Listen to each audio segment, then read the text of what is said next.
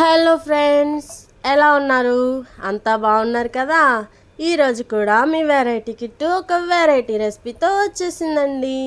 So ఎప్పుడు గారెలు వేసుకోవడం రెగ్యులర్గా కామనే కదా, అలాగే చికెన్ కర్రీలో గారెలు నంచుకోవడం కూడా వెరీ కామన్.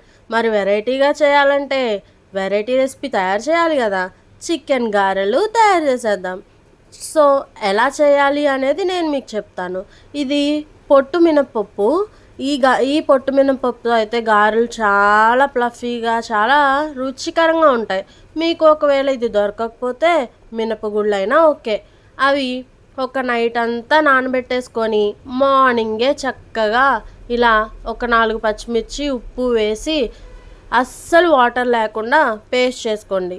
ఎందుకంటే ఉల్లిపాయలు వేసుకుంటాము, అందులో కొంచెం వాటర్ ఉంటుంది కాబట్టి ఇలా గట్టిగానే ఉండాలి. అలాగే గారెల పిండి కూడా గట్టిగా ఉంటేనే చక్కగా వస్తాయి. సో నైట్ అంతా నానబెట్టాం కాబట్టి ప్లఫీగా కూడా ఉంటాయి. ఆ తర్వాత చికెన్ తీసుకున్నాము.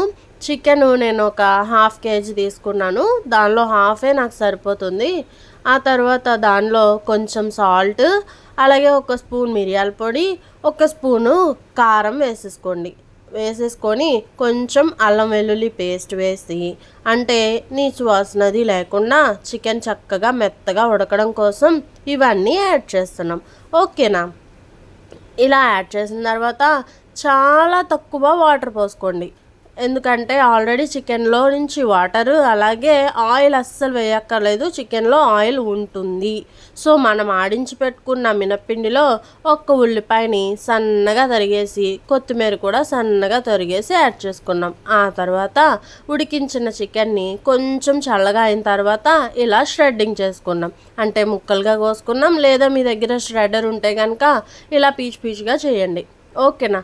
పెద్ద పెద్ద ముక్కలుగా అయితే గారెలు సరిగ్గా రావు కదా, సో అందుకని చిన్నగా కోసుకుంటున్నాం.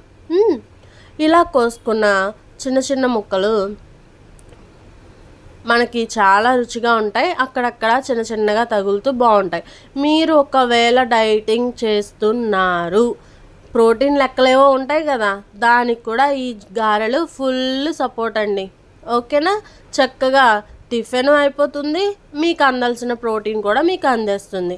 సో మీ డైటింగ్లో కూడా ఈ రెసిపీని కూడా ఒక్కరోజు యాడ్ చేసుకోవచ్చు.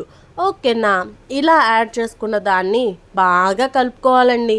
బాగా కలుపుకొని పక్కన పెట్టి, నూనె వేడైన తర్వాత, వేడైందో లేదో చిన్న ముక్క వేసి చూస్తాం కదా, అది కొంచెం పైకి వచ్చిందంటే నూనె కరెక్ట్గా వేగినట్టు. సో నేను ఇలా బౌల్కి కవర్ని కట్టేసి వాడుతున్నాను, ఎందుకంటే పట్టుకోవడానికి ఈజీగా ఉంటుంది, అలాగే కవర్తో కూడా చాలా ఈజీగా వచ్చేస్తుంది. కొంతమంది క్లాత్ యూజ్ చేస్తారు, లేదంటే మామూలుగా చేతితో కూడా వేసేస్తారు. మీరు మీ అంత ఎక్స్పీరియన్స్డ్ కాదు కాబట్టి మనం ఇలా తయారు చేస్తున్నాం. ఓకేనా? మీ ఎక్స్పీరియన్స్ని బట్టి మీరు వేసేయండి. సో ఇలా వేసుకున్న గారెలు చక్కగా మంచి మినపప్పు వేగుతున్న వాసన ఉంటుందండి. ఆహాహాహాహా, వండుతుంటేనే తినేయాలనిపిస్తుంది. సో వేడి వేడిగా ఎంతో బాగుంటాయండి. ఈ గారెలు చక్కగా ఒక 4-5 బాణలికి సరిపడినంతా కూడా చూసుకొని వేసేసుకోండి. వేసుకున్న తర్వాత ఒకవైపు కొంచెం బ్రౌన్ కలర్ వచ్చాక మళ్ళీ వాటిని వెనుక వైపుకు తిప్పుకోవాలి. అటు ఇటు కూడా చక్కగా వేగాలి. అండ్ వెరీ ఇంపార్టెంట్, మీడియం ఫ్లేమ్లో వేగాలి. సో ఆయిల్ మామూలుగా అయితే ఆయిల్ని హైలో పెట్టి వేడి చేసేస్తే ఫాస్ట్గా వేడవుతుంది. ఆ తర్వాత మనం గారెలు వేసిన తర్వాత సిమ్లో పెట్టొద్దు, మీడియంలో పెట్టాలి. సిమ్లో పెడితే మళ్ళీ ఆయిల్ ఎక్కువ పీల్ చేసుకుంటుంది కదా. సో మీడియంలో పెట్టేసి కాసేపు ఉడకనివ్వాలి. ఎందుకంటే లోపల చికెన్ ఉంది కదా, చక్కగా బ్రౌనిష్ కలర్లో రావడానికి మీడియంలో పెట్టి ఒక 10 మినిట్స్ టైం తీసుకుంటుంది. ఏం పర్లేదు, కమ్మగా తినాలంటే కొంచెం వెయిట్ చేయాలి కదా. ఓకే, అలా అయిపోయిన తర్వాత అటు ఇటు కూడా చక్కగా బ్రౌన్ కలర్లో వేగిన తర్వాత తీసి సర్వ్ చేసుకోండి. టమాటా పచ్చడి అయినా, లేదా ఏదైనా కర్రీ అయినా, ఉత్తివైనా సరే అబ్బా బాగా లాగించవచ్చు. ఇలాగే నేను ఇంకొకటి చూపించాలనుకుంటున్నా. గారెలే కాకుండా ఇలా పునుకులుగా కూడా వేసుకోవచ్చు. మీకోసం ఒక్కటి అలా వేసి చూపించాను అనమాట. సో వీటిని సర్వింగ్ బౌల్లోకి తీసేసుకొని చక్కగా సర్వ్ చేసుకోవడమే. మధ్య మధ్యలో చికెన్ ముక్కలు తగులుతూ ఉంటాయి, అలాగే గారెలు. సో ఎంత బాగుంటాయంటే అంత బాగుంటాయి. సో మీరు మీ డైట్లో ఈ గారెల్ని యాడ్ చేసుకోవచ్చు.